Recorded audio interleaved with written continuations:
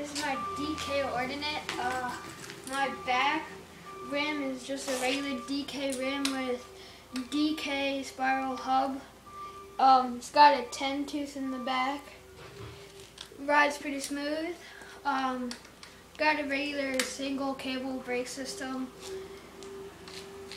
Chain, I don't know how many chain lengths there are, but it was cut because before I had a 33 on it and a 10 in the back, but now I have a 25. Sprocky Balboa. I think they're pretty sweet.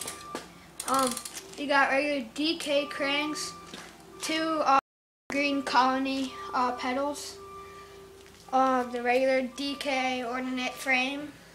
I got an animal seat clamp, a fit like shiny red pivotal seat post with a fit seat post. For the stem, I have a DK stem, not that great, just regular DK stem.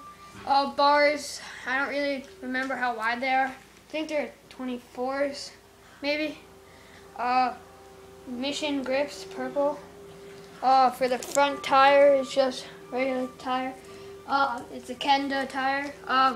Another DK rim with a DK spiral hub. And it used to have a gyro system, now it's just a regular cable. And my bike is about 25 pounds at an estimation. And that's my bike.